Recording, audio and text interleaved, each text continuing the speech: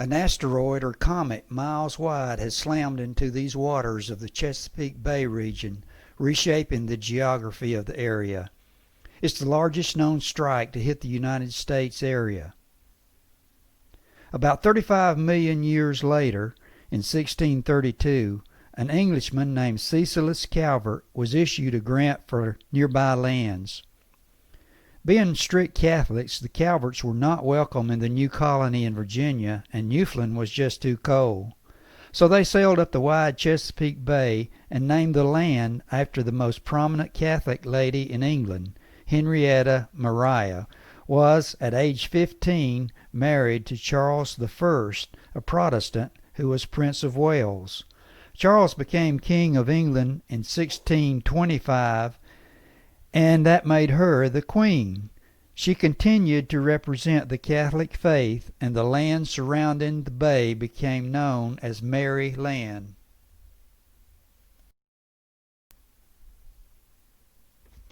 Mr. William Smallwood's great-grandfather came to Maryland way back in 1664. William was born in 1732 and lived for about 60 years.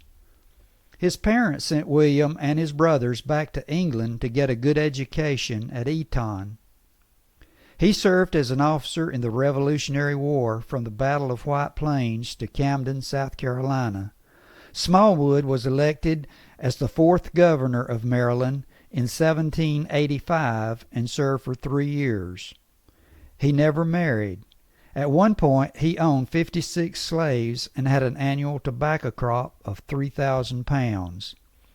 This estate of his, alongside the wide Potomac River, was known as Mattawoman, and he called this his home, the Retreat.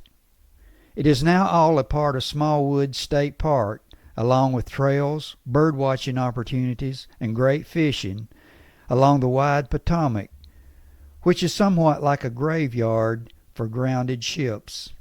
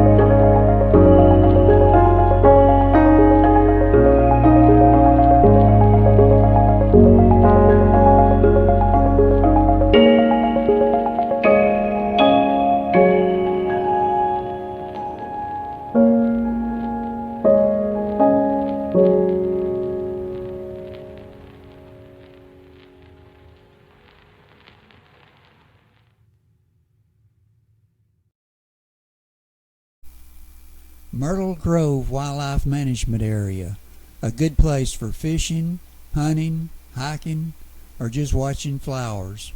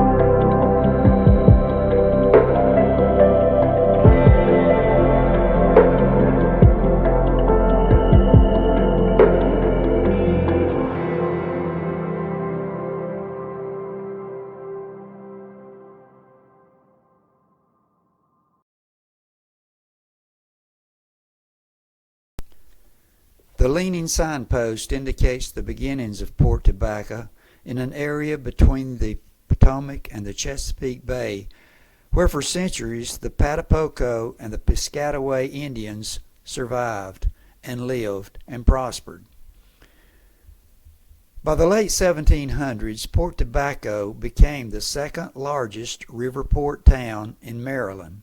However, by the time of the 2010 census came around, the population of Port Tobacco consisted of only 13 people, and the median age was 64.5 years old in an area that was occupied by 0.16 square miles, making it the smallest incorporated town in Maryland.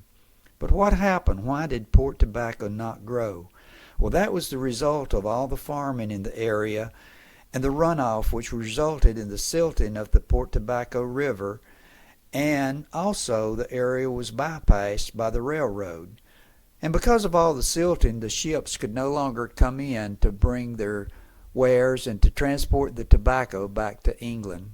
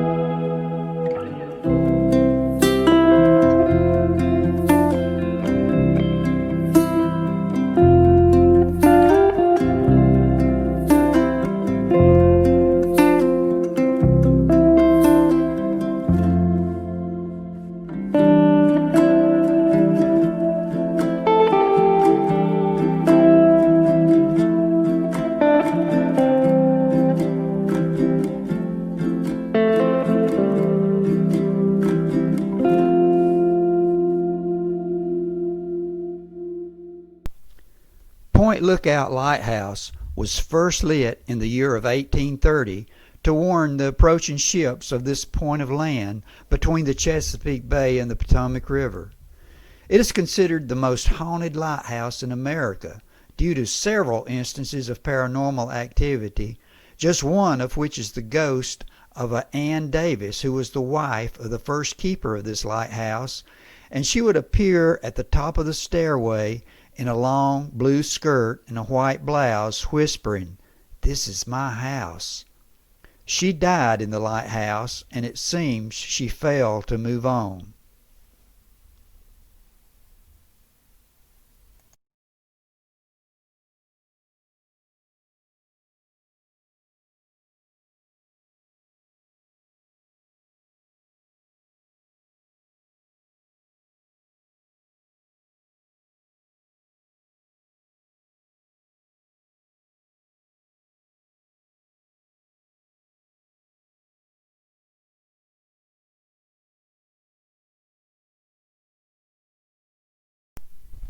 It was a long and hard journey for those Confederate soldiers to travel here from the battlefield at Gettysburg, and many of them were wounded.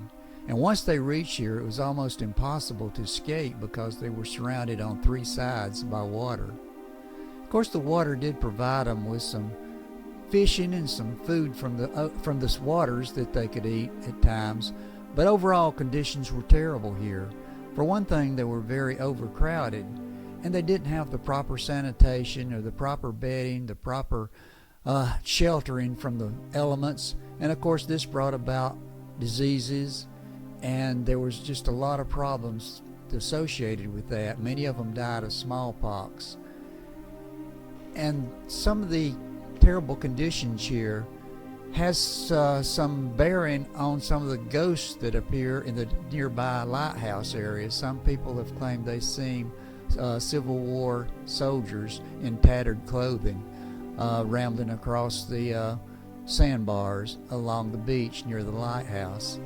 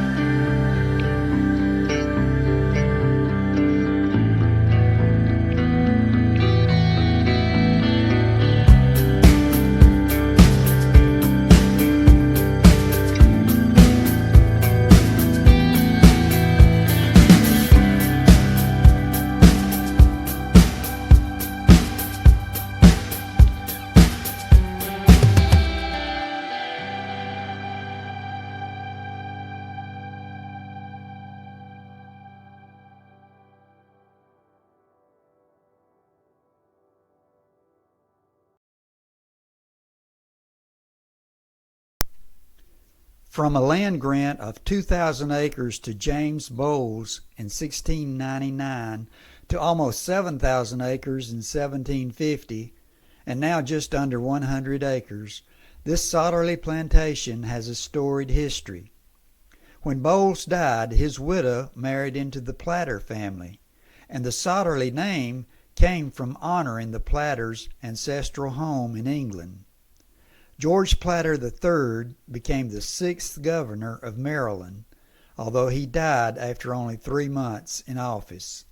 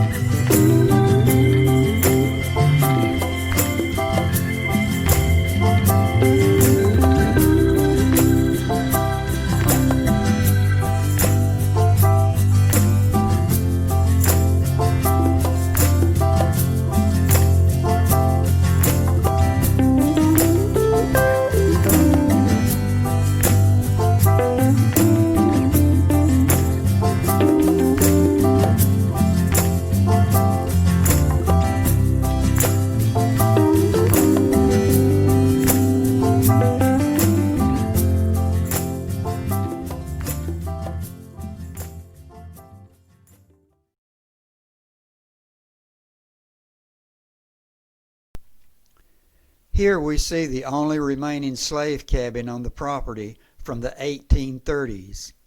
Up to 12 people might have lived here, some of them being children. When the first slave ship arrived here along the Patuxent River, it was said to be bringing 260 workers. However, 29 were reported to be dead of smallpox.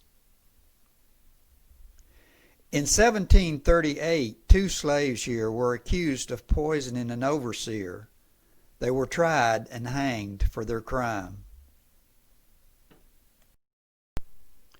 Inside the cabin we find a homemade banjo. Some gourd banjos, or banjars as they were called, were brought over on slave ships.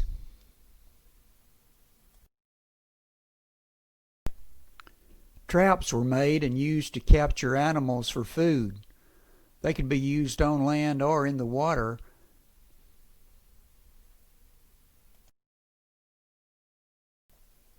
They grew vegetables such as corn and potatoes and tomatoes, and they had chickens from which they got eggs and meat, and they caught fish out of the Patuxent River.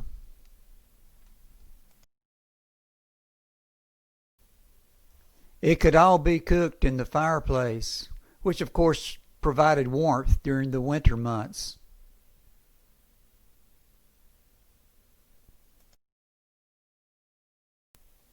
The gourds which they grew could be used for several things.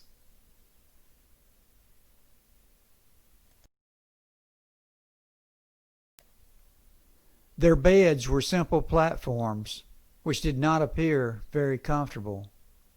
And of course, some of them slept on the floor as well.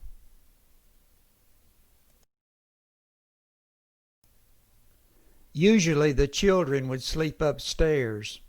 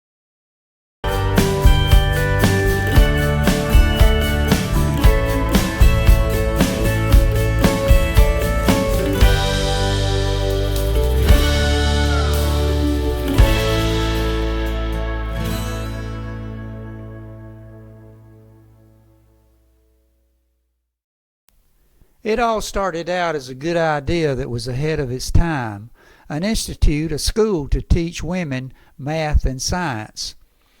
But there were some problems involved. You see, there was very poor sanitary conditions, and the women at this school had to use chamber pots. And so there was a lot of sickness and even deaths, and it was extremely cold there in the winter months. And that's just one of the reasons why this place is considered haunted. Another reason it's considered haunted is because after being in the hotel for several years, it became a military hospital during World War I, and there were many soldiers who died at this place.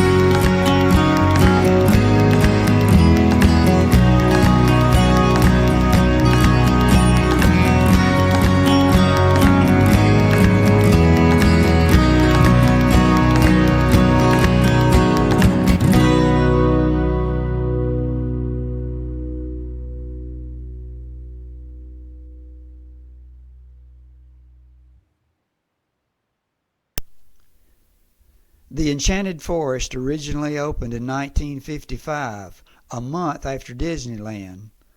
It closed in 1989, and most artifacts were later moved here to Clark's Ellie Oak Farm. A shopping mall is now at the original location.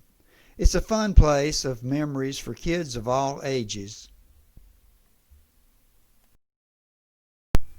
Now there's some very interesting stories that are depicted here, some events from the past, such as the one about a Miss Goldilocks, and she had married a husband, and they built them a house deep into the forest, and they were expecting to raise their family there. In fact, as you can see from the picture, they already had a nursery room built up in the back of their house, and they fixed their fireplace with a real pipe as a flue, a pipe extending from the roof of their house. Now Miss Goldilocks, she had been away on an extended period of time, and lo and behold, whenever she did return home, she found that their house had been taken over by bears. In fact, there was a bear sitting in her favorite chair. Now, she had been gone long enough so that when the bears took over, they had obviously killed her young husband, and they already had him as a trophy above their fireplace. It was an awful scene for Goldilocks. Well, the bears captured Miss Goldilocks and they held her hostage, and by the time the police arrived there, they could see that the Miss Goldilocks was being held tied down into her bed. But it was the coronavirus season, so they were careful enough to protect her with a mask.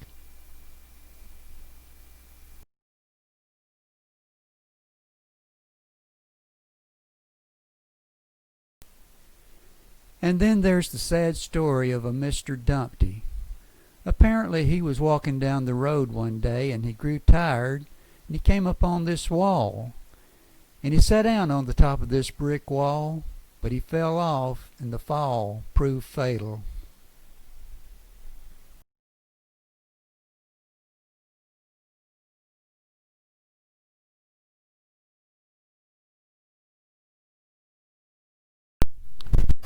And then there was this woman who didn't have a husband, and she couldn't afford any public housing or any affordable housing at all. So she lived in a shoe. And she ended up having so many children she really just didn't know what to do. But it all came to an end one day when Public Child Services took them away and put them in an orphanage.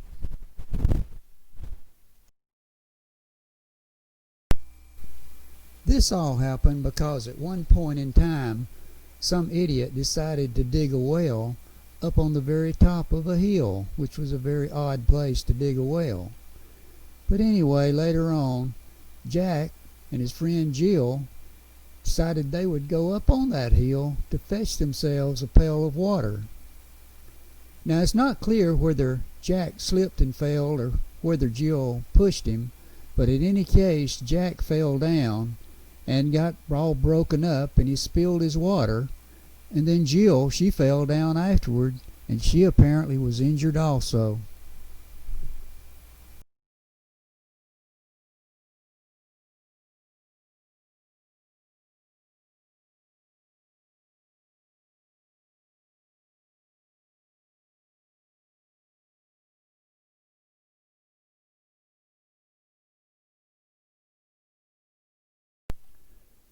All in all, it was a very odd situation. And we can't forget the Little Red Schoolhouse, along with its unforgettable teacher.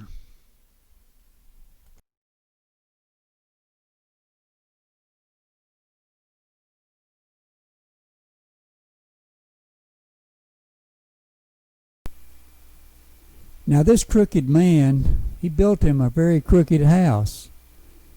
And inside he had at least one crooked mouse.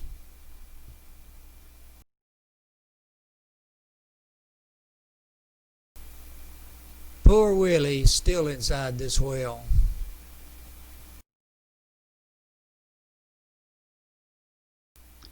The Merry Millers had a good life in a house by the lake and along with the mill itself. And they enjoyed boating and fishing.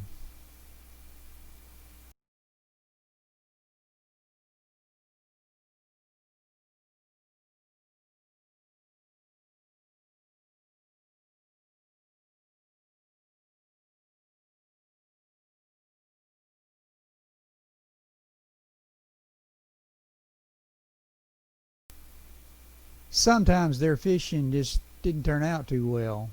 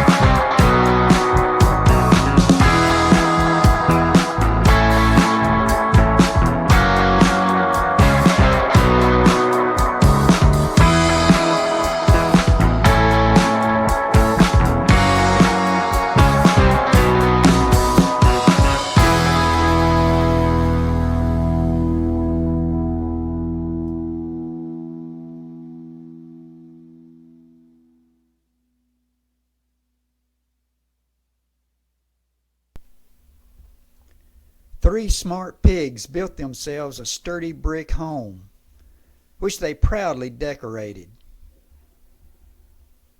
It had a chimney which could be used as a lookout. But one day a big bad wolf came along and foolishly tried to huff and puff the house down.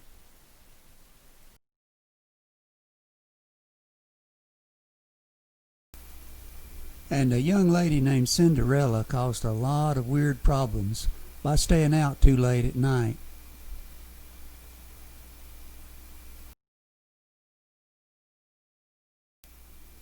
A little boy named Jack planted a beanstalk, but he added too much Miracle-Gro.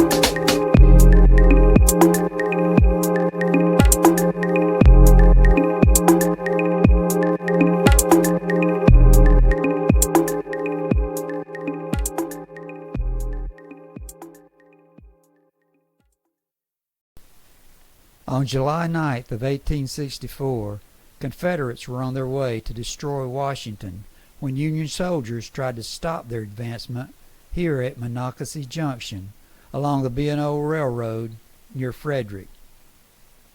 Although the Confederates basically won the battle, the Union slowed them down long enough for more Union troops to be sent for the protection of Washington.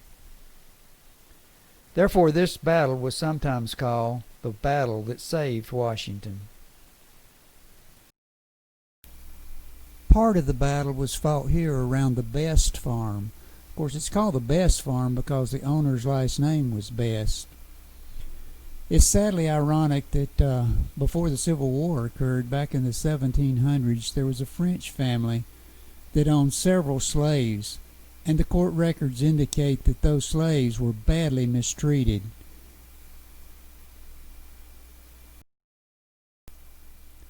A so-called colored troops recruiting station had been set up at Monocacy Junction, where local slave owners could receive up to $300 for the enlistment of their slaves. Now, slaves who had escaped from their owners, or slaves with their owners' consent, could enlist and then be forever thereafter free.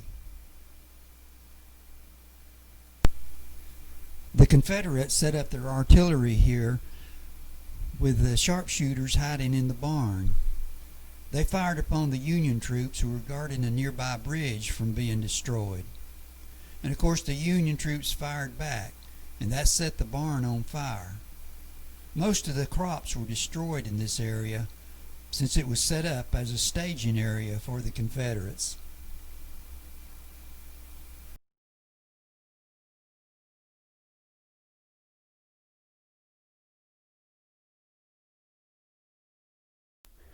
This house on the Worthington farm was built just 13 years before the date of the battle. And Confederate troops stormed the fields around this farm, and heavy fighting occurred here when they initiated 3 different advances upon Union troops who were on the adjacent Thomas farm. There were heavy casualties, and a field hospital was set up here also. A 6-year-old boy named Glenn Worthington was hiding in the basement and peeping out at all the activities and horrors that was going on outside his farmhouse. And then in 1932 he completed a book called Fighting for Time that describes the casualties that took place that he witnessed at that time.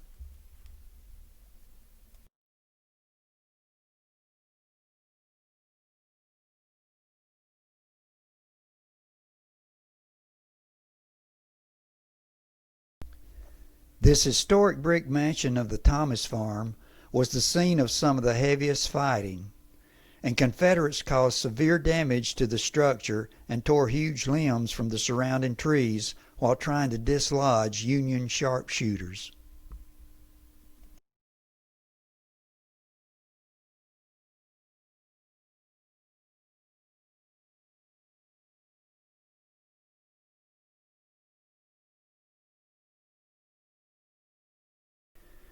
You'll notice that the Battle of Monocacy was fought among some of Maryland's most elegant and prosperous farms and estates of the times. Edgewood, which was the Gambrill home, along with its nearby mill, was the most elegant. The house includes a large library, a third-floor ballroom and stage. There were 7 fireplaces with imported marble from Italy, as well as an open walnut staircase leading to the 3rd floor. The Civil War battles were fought around the Gambrill mansion due to its location near the Monocacy Junction. Union forces were successful in delaying the Confederate march on Washington, but the Union was not able to stop the destruction of Monocacy Junction and damage to the railroad bridge. The road's covered bridge over the river was the intended route of the Confederates' determined march to destroy Washington. When the Union could no longer defend the bridge, they burned it in order to keep the Confederates from using it.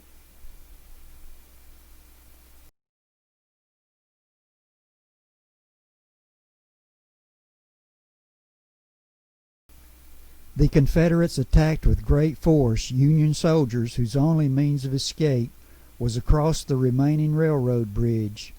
Some of them were shot before reaching the bridge, and some of them fell through the bridge ties.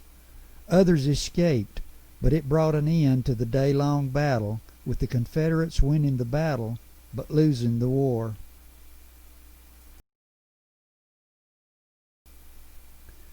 Perhaps some of the ancestors of this black vulture perched above the Monocacy River witnessed some of the battles.